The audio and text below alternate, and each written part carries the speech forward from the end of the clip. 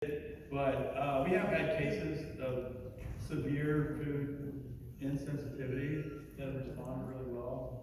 Like Corey, that picture I showed you, he was really, he was in the ulcerative stage. But I remember a guy who's the, I guess I can't give you specifics, but anyway, he's a director for a multi-billion-dollar foundation, and the guy who gave the money to the foundation said, I want you to go down there as a guinea pig, see if they kill you first, before I go down there.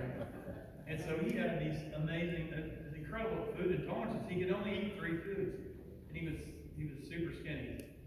And he came down, and now, literally he was treated once, and that was 8 years ago, and I still talk to him every month, and he's off. He basically eats a normal diet.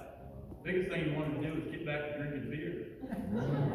And by the way, Corey said, make sure you tell everybody that I eat chicken wings, I eat pizza, and then what's the hot sauce he uses? Anyway, he uses some hot sauce that he said, he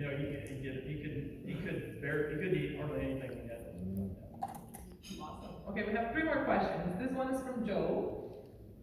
Okay, Joe. I would imagine we have more than one Joe in the room, but if successful, are autoimmune disorders permanently cured, or do you need to keep getting treatments? Okay, well, that's a big old question, because there are a whole bunch of autoimmune diseases, and they present a whole lot of different ways. We've probably had the most experience with rheumatoid arthritis and multiple sclerosis, and I can say that rheumatoid arthritis, I just gave you an example of somebody, and there are many examples where one treatment, and they have a very long remission. And I will say, people ask me, what would you like to treat? Well, we love autism kids and families, but it's 3 patients, you know what I mean? It's not 1 patient, you got 3 patients. And usually the kid's not real happy and all that sort of thing. So, there are challenges in treating patients with autism, and we really enjoy it. And it probably brings us the most joy, because you have somebody who maybe wasn't gonna get to a certain level of accomplishment in their lives, and you can change that trajectory a little bit. But rheumatoid arthritis is like my favorite, because almost everybody gets better, and with 1 treatment, they don't have to come back. So we've had some that have come back, but I love that disease. And then certain kinds of heart failure, winner chicken dinner, one and done. I love that stuff, and that's makes you really happy.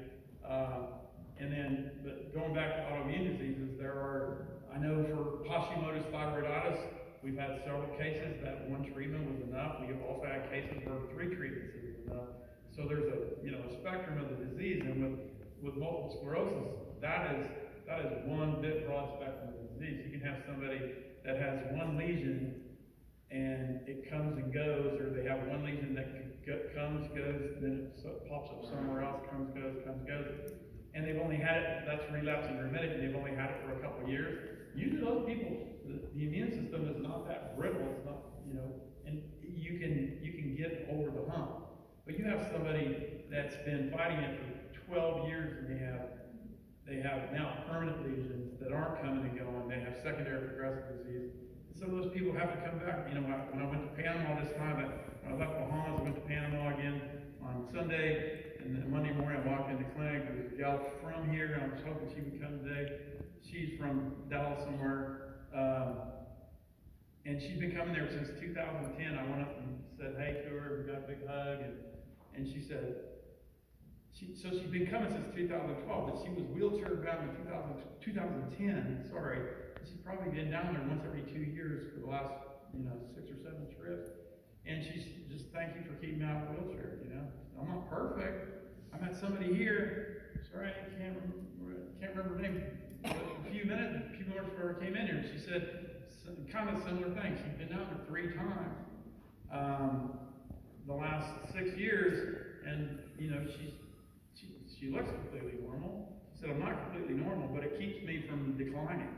And so I think there's a big spectrum there in autoimmune diseases, but certainly rheumatoid arthritis